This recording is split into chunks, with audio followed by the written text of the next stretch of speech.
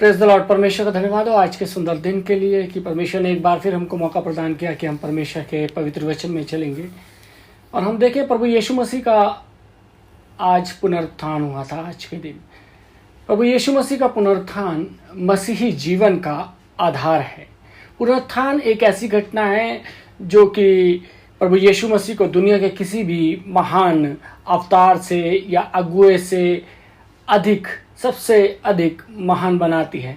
पुनरुत्थान हमें प्रचार का, जो हमारे प्रचार का केंद्र है वो है, इस पर हमारा विश्वास बना हुआ है। इसलिए पौलुस जब कुरिन्थियों की कलीसिया को अपना पहला पत्र लिखता है तो वो कहता है, यदि हम देखें पहला कुरिन्थियों 15 बाब उसकी 14वीं आयत में परमेश्वर का वचन कहता है, और यदि मसीह नहीं जी उठा तो हमारा प्रचार करना भी व्यर्थ है और तुम्हारा विश्वास भी व्यर्थ है।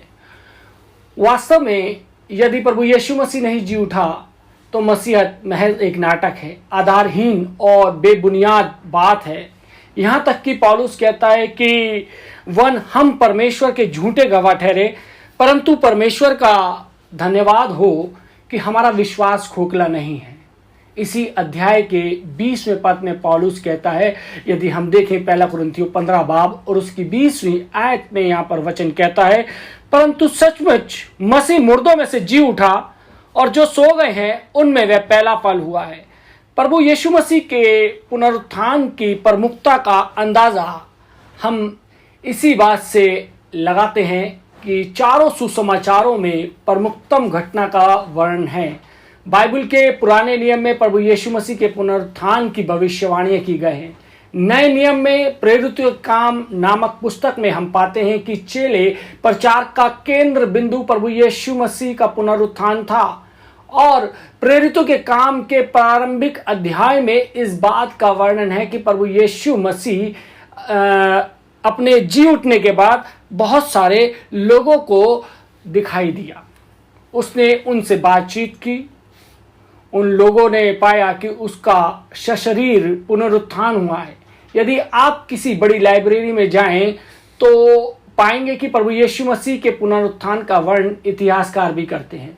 और जो सबसे प्रमुख बात है वह यह है कि गैर मसीह इतिहासकार भी अपनी लेखनी में प्रभु यीशु मसीह का वर्णन करते हैं। गैर मसीह इतिहासकारों ने अपनी लेखनी में पुनरुत्थान के संदर्भ में सबसे ज्यादा बातें लिखी हैं। यदि हम देखें ब्लूड बुक इंसाइक्लोपीडिया में पुनरुत्थान का वर्णन प्रमाणों सहित किया गया है। प्रभु यीशु मसीह का पुनरुत्थान कोई मनगढ़ंत बात नहीं है, कोई कपोल कल्पना नहीं है। एक ऐतिहासिक सत्य है, एक ऐसा सत्य जिसकी बुनियाद पर आज हमारी कलीसियाएं जीवित है, जिस पर एक मसीह ईमान आज तक जीवित है। अब प्रश्न ये उठता है कि आज से 2000 साल पुरानी इस जिसे बोलते हैं कि घटना से हमारा क्या संबंध है, इस बात का हमारे लिए क्या महत्व है, पुनरुत्थान मेरे और आपके लिए क्या शिक्षा लाता है। पहली चीज यदि हम देखें तो हमें परमेश्वर की सामर्थ्य पर विश्वास करना चाहिए। पुनरुत्थान हमारे जीवन में ये शिक्षा लाता है कि हमें परमेश्वर की सामर्थ्य पर विश्वास करना चाहिए। यदि आप देखें तो पाएंगे कि प्रभु यीशु मसीह के खिलाफ या उसके विरोध में 4 प्रकार की शक्तियां थी। पहली हम पाते हैं कि सारी धार्मिक शक्तियां प्रभु यीशु मसीह के विरोध में थी। बार बार हमें इस बात का वर्णन पाते हैं कि शास्त्री और पुराने और महायाजक और फरीसी यीशु मसीह के विरोध में थे और उसे मार डालने का षड्यंत्र रच रहे थे, क्योंकि प्रभु यीशु मसीह ने उनकी भ्रष्टता को चौराहे पर उजागर किया था। उनके जो भ्रष्ट कार्य थे वो सब लोगों के सामने प्रभु यीशु मसीह लाए। दूसरी बात, ना सिर्फ धार्मिक शक्तियां प्रभु यीशु मसीह के खिलाफ थी, परंतु शासन की शक्ति, सम्राट की शक्ति भी प्रभु यीशु मसीह के खिलाफ थी। प्रभु यीशु मसीह को पिलातुस के पास, हेरोदेस के पास ले जाया गया। हेरोदेस ने अपने सिपाहियों के साथ प्रभु यीशु मसीह का अपमान किया, उसका मजाक उड़ाया। शासन घबराया हुआ था क्योंकि लोग प्रभु यीशु मसीह को राजा बनाना चाहते थे। लोग सोचते थे कि जब इसका राज्य आएगा तो कोई भूखा ना होगा, क्योंकि उसने 5 रोटी और 2 मछली से हजारों की भीड़ की भूख को शांत होते हुए लोगों ने देखा था। 5 रोटी और 2 मछली से उसने हजारों लोगों को भोजन कराया था। लोग सोचते थे कि इसका राज्य आएगा तो कोई बीमार नहीं होगा, क्योंकि ये चंगाई देता है, ये लोगों को चंगा करता है। और सोचते थे कि इसका राज्य आएगा तो कोई भी मरेगा नहीं, क्योंकि यह मृतकों को जिला देता है। अगली बात हम देखते हैं कि भीड़, तो जिसे बोलते हैं भीड़ की कुछ शक्तियां प्रभु यीशु मसीह के भी विरोध में थी। सारी भीड़ प्रभु यीशु मसीह के साथ नहीं थी, लेकिन भीड़ के अंदर जो कुछ शक्तियां थी, कुछ लोग थे, वो भी प्रभु यीशु मसीह के विरोध में थे।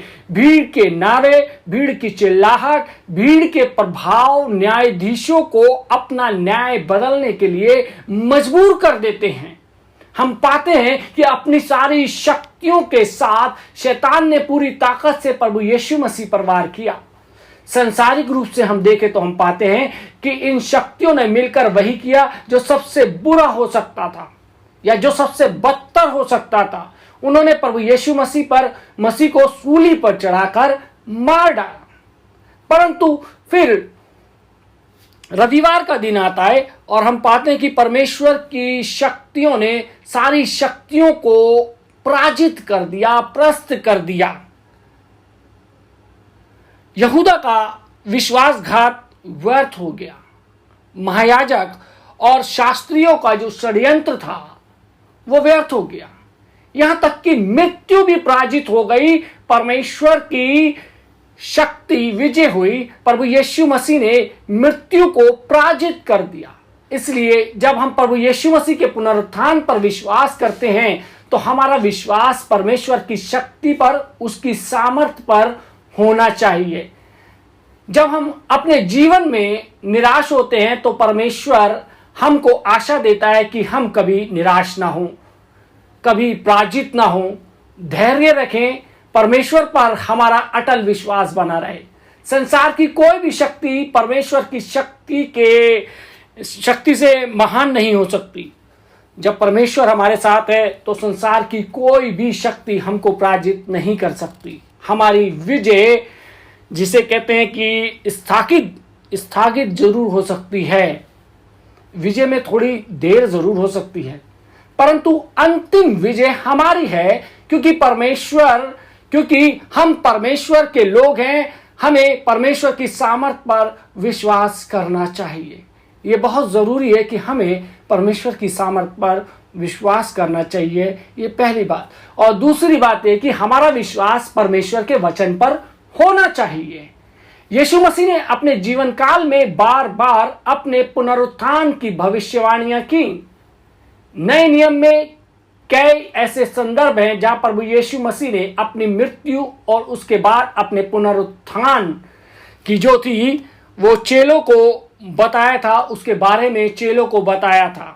अगर पुनरुत्थान नहीं होता तो प्रभु यीशु मसीह झूठा हो जाता, झूठा साबित कर दिया जाता। पुनरुत्थान न होता तो परमेश्वर के वायदे, परमेश्वर की प्रतिज्ञाएं जो थी वो व्यर्थ हो जाती। यदि पुनरुत्थान ना होता तो स्वर्गदूतों की, जिसे बोलते हैं कि घोषणा, व्यर्थ हो जाती। परंतु परमेश्वर का धन्यवाद हो कि प्रभु यीशु मसीह की भविष्यवाणी के अनुसार, परमेश्वर के वचन के अनुसार प्रभु यीशु मसीह का पुनरुत्थान हुआ। उसने मृत्यु पर विजय प्राप्त की और वचन में लिखी एक एक बात सत्य साबित हुई। इसके लिए जब प्रभु यीशु मसीह कहते हैं कि मैं और मेरा पिता एक है, हमको विश्वास करना चाहिए। जब प्रभु यीशु मसीह कहते हैं कि पिता, पुत्र और पवित्र आत्मा एक है, और परमेश्वर का वचन भी यही कहता है कि हमें विश्वास करना है। जब प्रभु यीशु मसीह कहता है कि तुमने मुझे देखा है तो मेरे पिता को देखा है, प्रभु यीशु मसीह कहते हैं कि जगत के अंत तक सदैव मैं तुम्हारे संग हूं, तो इस बात पर हमारे को विश्वास करना चाहिए। जब प्रभु यीशु मसीह कहते हैं कि आकाश और पृथ्वी टल जाएंगे लेकिन मेरी बातें जो हैं वो कभी ना टलेंगी, इस बात पर हमें विश्वास करना चाहिए। प्रभु यीशु मसीह कहता है, जाओ, जाकर सारे जगत के लोगों को चेला बनाओ और उन्हें पिता, पुत्र और पवित्र आत्मा के नाम से बपतिस्मा दो। उन्होंने उनको सारी बातें जो है वो मानना सिखाओ, जैसे मैंने तुम्हें सिखाया है। प्रभु यीशु मसीह का यह आदेश हमारे जीवन, हमारी कलीसिया, हमारी संस्थाओं की प्राथमिकताएं होनी चाहिए। लेकिन आज हम देखते हैं कि यह सबसे बड़ी प्राथमिकता आज हमारे जीवन की सबसे छोटी प्राथमिकता बन गई है। आज हम परमेश्वर की इस घोषणा को, इस बात को अपने जीवनों के अंदर लागू नहीं करते, और जो कार्य प्रथम शताब्दी में जिस तरीके से हुआ, उन 12 चेलों ने पूरी दुनिया के अंदर जाकर प्रभु यीशु मसीह के चेले बनाए, प्रभु यीशु मसीह का नाम को फैलाया। लेकिन आज हम इतनी अधिक संख्या में होते हुए भी प्रभु यीशु मसीह के नाम को नहीं फैलाते हैं। हम अच्छे तरीके से परमेश्वर की सेवकाई नहीं करते। हम मसीह होते हुए भी उन चीजों पर ध्यान नहीं देते हैं। परमेश्वर का वचन मेरे अजीजों अटल है। प्रभु यीशु मसीह की प्रतिज्ञा दृढ़ और सच्ची है। उस प्रतिज्ञा को हमने विश्वास करना है, उस प्रतिज्ञा पर हमने मनन करना है। तीसरी चीज जो है वो है कि हमें भयभीत नहीं होना चाहिए। निश्चय वह जी उठा है। इन 5 शब्दों ने सारे संसार में, जिसे बोलते हैं कि क्रांति लाके रख दी है, कि वो जी उठा है, संसार को उलट पुलट करके रख दिया है, इतिहास की धारा को बदल दिया, लोगों के जीवन को, उनके नैतिक मूल्यों को झंझोर कर रख दिया। निश्चय वह जी उठा है। जहां भय था वहां निडरता आ गई, जहां निराशा थी वहां आशा आ गई। जो चेले भय के कारण अपने आप को दरवाजों के अंदर, दरवाजों के पीछे, दरवाजों के भीतर बंद कर चुके थे, पुनरुत्थान का अनुभव होने के बाद, जीवित प्रभु को देखने के बाद, वे यरूशलेम के चौराहे पर निकल जाते हैं और परमेश्वर के वचन का प्रचार डंके की चोट पर करते हैं। पतरस जो मुकर गया था, जो डर गया था, जो दूर चला गया था, जिसने कहा था कि मैं तो इस पुरुष को जानता भी नहीं, वही पतरस जब इस पुनरुत्थान के रूप को देखता है, प्रभु को देखता है, तो जिस यरूशलेम में प्रभु यीशु मसीह पर मुकदमा चलाया गया था, जिस स्थान पर रोमी सिपाहियों के बूटों की आवाज लोगों को आतंकित करती थी, उसी स्थान पर निर्भरता के साथ वो खड़ा हो जाता है और कहता है कि सचमुच प्रभु यीशु मसीह जीवित हो उठा है। जिसको तुमने मार डाला था, उसको परमेश्वर की सामर्थ ने जिंदा कर दिया है। और हम पाते हैं कि पतरस के प्रचार से लोगों के दिल छिद जाते हैं। लिखा हुआ है कि वे लोग पतरस और शेष प्रेरितों से पूछने लगे, तो हम क्या करें? तब उसने कहा, मन फिराओ, तुम में से हर एक अपने अपने पापों की क्षमा के लिए प्रभु यीशु मसीह के नाम का बपतिस्मा ले, तो तुम उद्धार पाओगे। वो चेले अब निर्भय प्रभु यीशु मसीह का प्रचार कर रहे थे, निर्भय हो गए, कोई डर नहीं, कोई मृत्यु का खौफ नहीं, क्योंकि मृत्यु का खौफ उनके जीवन से चला गया था, क्योंकि उनका प्रभु जीवित हो गया था। उसने मृत्यु को पराजित कर दिया, मृत्यु के सारे बंध को तोड़ डाला। यीशु मसीह का अब वो प्रचार कर रहे थे। अब मौत का भय नहीं था, पत्थरों की मार का भी भय नहीं था, अब संसार के तिरस्कार का भी भय नहीं था, अब किसी भी बात का उनके जीवनों पर भय नहीं था। उनको इस चीज का भी भय नहीं था कि उनके शरीर भी अगर जो कोई मार डालेगा तो नाश कर देगा, तो इस चीज का भी उनको भय नहीं था, क्योंकि अब प्रभु ने मृत्यु को पराजित कर दिया और अनंत जीवन का मार्ग खोल दिया। स्तिफनुस पर पथराव होता है और वे घुटने टेक कर प्रार्थना करता है कि प्रभु यह दोष उन पर मत लगा। 365 दिन में हर दिन के लिए संदेश है, मत डरो। इस कारण मैं आपसे कहना चाहता हूं कि मत डरो, हमें भयभीत नहीं होना चाहिए, क्योंकि प्रभु यीशु मसीह ने मृत्यु पर विजय प्राप्त की है और अंतिम विजय मेरे और आपकी है, अंतिम विजय हमारी है। और हम देखें चौथी चीज जो है वो ये है कि हमें जिंदा लोग होना चाहिए। यदि हम देखें रोमियो 8 बाब और उसकी 11वीं आयत में परमेश्वर का वचन कहता है, यदि उसी का आत्मा जिसने यीशु को मरे हुए में से जिलाया तुम में बसा हुआ है, तो जिसने मसीह को मरे हुए में से जिलाया वे तुम्हारी नश्वर देहों को भी अपनी आत्मा के द्वारा तुम में बसा हुआ जिलाएगा। ये सारी बातें जो असंभव दिखाई देती हैं उनको संभव बना सकता है, बंद दरवाजों को खोल सकते हैं, हमारी समस्याओं का समाधान कर सकता है। जहां अशांति है वहां शांति मिल सकती है, क्योंकि प्रभु यीशु मसीह का पुनरुत्थान की सामर्थ जब हम में काम करती है तो हमारे मुर्दा जीवन में भी जीवन आ जाता है। हम अपने इस मुर्दा जीवन के अंदर भी जीवन प्राप्त कर लेते हैं। प्रभु यीशु मसीह के पुनरुत्थान के कारण 4 बातें हमें अपने जीवन में लानी हैं। पहली बात, हमें वचन की सामर्थ पर विश्वास करना है। जो वचन में कहा गया है उस वचन पर हमने दृढ़तापूर्व विश्वास करना है। दूसरी चीज, उसके वचन पर हमारा विश्वास होना चाहिए। और तीसरी चीज जो है वो हमें भय नहीं होना चाहिए, हमें डरना नहीं चाहिए। हमें प्रभु यीशु मसीह के पुनरुत्थान की कथा लोगों को सुनानी चाहिए, लोगों तक संदेश पहुंचाना चाहिए। हमें जिंदा कौम होना चाहिए।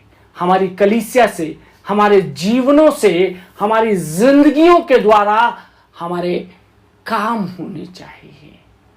और वो काम जो परमेश्वर कह के गया कि जाओ सारी जाति के लोगों में सुसमाचार फैलाओ, सारी जाति के लोगों को चेला बनाओ। और ये जिम्मेवारी आज प्रत्येक उस मसीही व्यक्ति की है जो प्रभु यीशु मसीह पर विश्वास करता है, जो प्रभु यीशु मसीह के वचन पर विश्वास करता है, जो प्रभु यीशु मसीह का अनुयायी है। ये सारी की सारी जिम्मेदारी मेरे और आपकी है। परमेश्वर आप सबको आशीष दे, आमीन। आइए हम दुआ मांगे। धन्यवाद देते हैं परमेश्वर प्रभु यीशु मसीह आज के इस सुंदर दिन के लिए, आज के इस पुनरुत्थान के दिन के लिए प्रभु जी, जिसमें खुदावन प्रभु यीशु मसीह आज के दिन प्रभु यीशु मसीह आपने खुदावन मौत पर विजय हासिल की। हम जानते हैं कि मनुष्य सबसे ज्यादा मौत से डरता है, लेकिन परमेश्वर प्रभु यीशु मसीह आपने मनुष्य के उस भय को दूर कर दिया, उस मौत पर विजय हासिल करके, ताकि हमारे अंदर मृत्यु का भय ना हो, ताकि हम अनंत जीवन की राह पर जा सके। परमेश्वर, हम आपका शुक्रिया अदा करते हैं परमेश्वर, और हम आपसे विनती करते हैं प्रभु जी, हमारे को इतनी सामर्थ प्रदान कीजिए, हमारे को इतनी शक्ति प्रदान कीजिए प्रभु जी। जैसे चेले जिन्होंने अपने आप को द्वारों के अंदर बंद कर दिया था, अपने आप को छुपा लिया था, लेकिन जब उन्होंने आपके उस पुनरुत्थान की सामर्थ को देखा तो वो निर्भय हो गए। हाँ प्रभु जी, आज हमारे को भी परमेश्वर तो निर्भय कर परमेश्वर। हमारी आत्मा के अंदर जो डर, जो खौफ है मृत्यु का, उस मृत्यु के खौफ को खुदावन तू दूर कर। हमारे को परमेश्वर तू इतनी सामर्थ दे कि खुदावन जब तक हमारी सांसें हैं खुदावन, हम तेरे नाम का प्रचार करने पाए प्रभु जी। और जितने लोग परमेश्वर आज ये तेरा वचन सुनते हैं, उनके जीवनों में खुदावन परमेश्वर बहुतायत के साथ परमेश्वर प्रभु जी तेरी आशीष हो। और खुदावन ये वचन सुन के खुदावन परमेश्वर तेरे इस वचन के पीछे चलने वाले हो सके, यीशु मसीह के नाम से, आमीन।